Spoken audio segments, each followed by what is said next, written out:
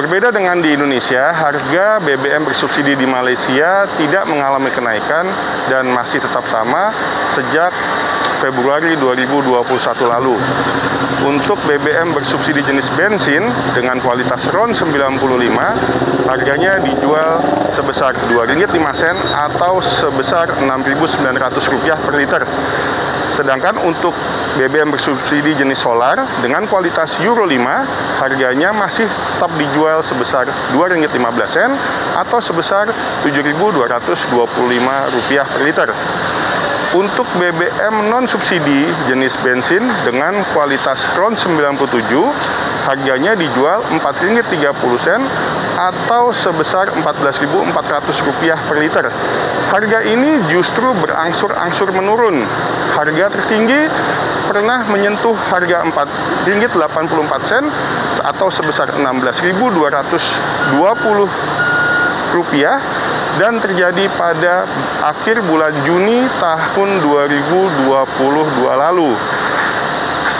Harga yang relatif stabil untuk BBM bersubsidi Malaysia tidak lepas dari banyaknya subsidi yang digelontorkan oleh pihak kerajaan untuk sektor minyak dan gas sebesar Rp37 miliar dan angka tersebut merupakan subsidi terbesar yang digelontorkan sepanjang sejarah Malaysia.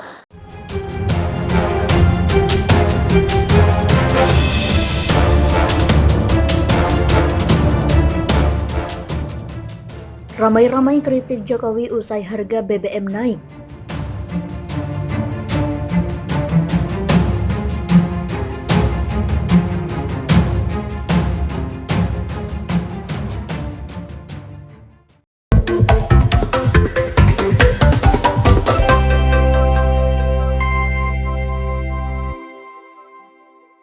Presiden Jokowi resmikan menaikkan harga BBM bersubsidi, yakni Pertalite dan Solar per 3 September 2022.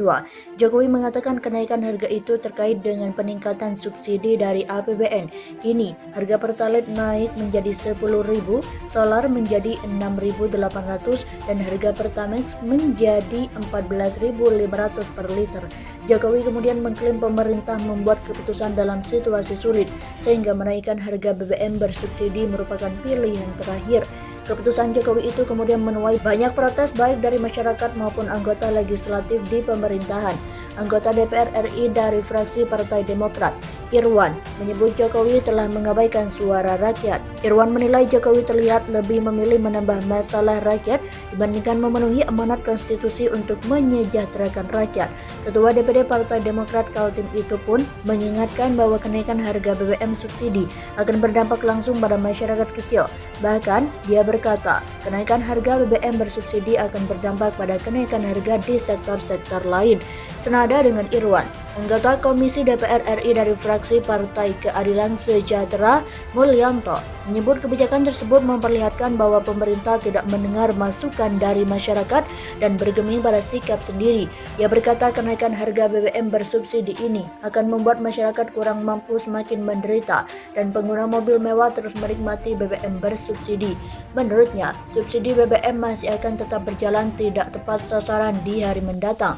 Mulyanto pun memperkirakan harga-harga, khususnya pangan, akan bergerak naik. Menurutnya, PKS akan segera mengkonsolidasikan diri untuk mengambil langkah-langkah politik lebih lanjut merespon kebijakan kenaikan harga BBM subsidi ini. Direktur Center of Economic and Law Studies, Bima Yudhistira, juga memandang kebijakan pemerintah menaikkan harga BBM Pertalite dan Solar subsidi di waktu yang tidak tepat, sebab masyarakat belum siap menghadapi kenaikan harga Pertalite dari Rp7.650 per liter menjadi Rp10.000 per liter. Stagflasi bisa diartikan sebagai kenaikan inflasi yang tidak dibarengi dengan kesempatan kerja. Dengan kata lain, pengangguran tinggi tetap mayoritas harga barang melonjak. Ia menjelaskan kenaikan harga BBM akan mengerek ongkos transportasi pribadi, angkutan umum, hingga ongkos angkut bahan pangan dan barang lain. Inflasi bahan makanan masih tercatat tinggi sebesar 8,55% secara tahunan pada Agustus 2022. Dengan kenaikan harga BBM, Bima memproyeksi inflasi pangan tembus 10% pada September 2022. Lalu, inflasi umum berpotensi melonjak ke level 7% sampai 7,75% hingga akhir 2022. Hal itu akan memicu kenaikan suku bunga acuan Bank Indonesia. Tak hanya itu, kenaikan harga BBM juga akan memicu pemutusan hubungan kerja di sejumlah perusahaan. Sebab BBM adalah kebutuhan dasar operasional setiap industri. Konsumen ibaratnya akan jatuh tertimpa tangga berkali-kali. Belum sembuh pendapatan dari pandemi, kini sudah dihadapkan pada naiknya biaya hidup dan suku bunga pinjaman, ujar Bima.